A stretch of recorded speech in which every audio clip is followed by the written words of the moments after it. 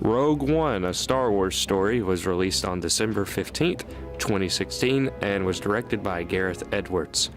I'm actually glad this movie is in the past, and all sights are set on Episode 8, because if I had to answer one more question about what this Rogue One movie is all about, in my review of The Force Awakens, I also reviewed the state of the Star Wars universe and the fandom as a whole.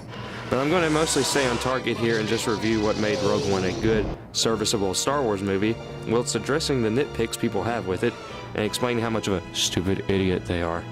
And because my opinions are right, and everyone else's is wrong. Number 1, the characters.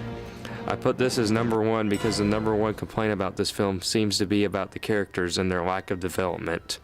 Now, if you are a fan of the Star Wars prequels, and some of your favorite characters from that trilogy happen to be the memorable character with the one-liner, Darth Maul, or the stern Jedi Master Qui-Gon Jinn, who was stern, or the completely irrational and hypocritical Padme Amidala, then I'm putting up a trigger warning, because these characters have no character, except that their motivations are made clear by one thing: the script.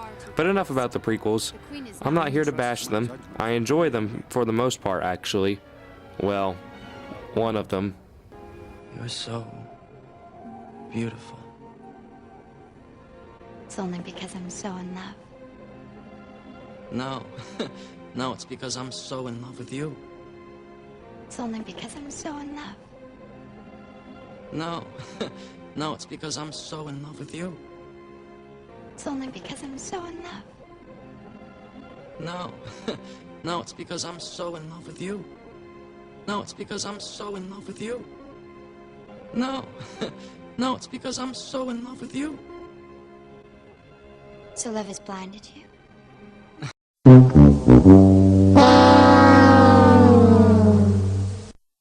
But there's a frightening trend on the uptick the past couple years. People are rethinking the prequels, or as I like to call, making excuses for garbage. You see some people, millennials, go on the internet and say characters like Darth Maul are actually interesting because Disney brought him back from the dead, because they want to advance the plot. Definitely not because they know they can milk money from people because he makes a cool action figure.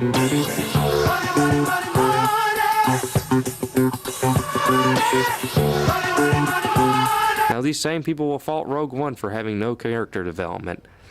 Now, I'd like to pause and have you do an activity for me. Look at these two villains from their respective films. Without using the word bad guy, describing their personal appearance and their job title, describe their character to a friend.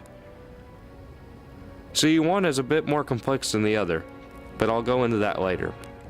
On to my main point, though. Rogue One was in a damned if you do, damned if you don't situation. You see, if they spent half the movie giving every single character a background in a Game of Thrones 8-episode long worthy arc, the people would be complaining about how it didn't have enough explosions in it. Let's take the critically acclaimed hit summer film Suicide Squad. Suicide Squad was a hot mess, and I'm not talking about Age of Ultron hot mess, because at least that film had a compelling antagonist and a plot that didn't feel like some internet writer wrote it.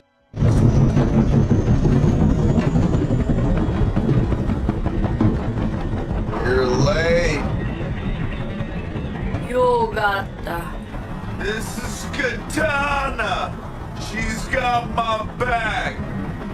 She cut all you in half with one sword stroke, just like mowing the lawn. I would advise not getting killed by her. Her sword traps the souls of its victims. Because who cares what internet writers think? I sure don't. Anyway, I haven't watched the movie since I saw it, so my math probably isn't correct here. It isn't. But my estimations is that the movie spent about 30 minutes on a montage that gave every single character a backstory, except for Boomerang. All he had was a unicorn, because Deadpool. Then they all had an arc, except for Boomerang. He left and then came back because the script told him to. And they introduced a character 50 minutes into the movie who didn't serve any purpose to the film except that Warner Brothers wanted the audience to be more detached and desensitized to these characters, and they look like a good Funko Pop. I think her name was Katana. This is I don't know all Katana! too well. She's got my back! All I know is that the movie failed because it tried to introduce too many characters when the focus really should have been on the 4 characters that were remotely interesting. That the one girl, Will Smith, Topic Joker, and Harley Quinn. Not every character needs an arc, but instead the plot was rushed, the action sucked, and the Joker got 4 minutes of screen time. And all he did was act like Heath Ledger if Heath Ledger spent too much time at Spencer's. What could have been a fun 90-minute flick turned into a 45-minute, too long film because every character had to have an arc. I squeeze cat, I squeeze cat, I squeeze cat, I squeeze cat, I squeeze cat, till my clips is done. Till my clips is done. I squeeze cat, till my clips is done. I squeeze cat, till my clips is done.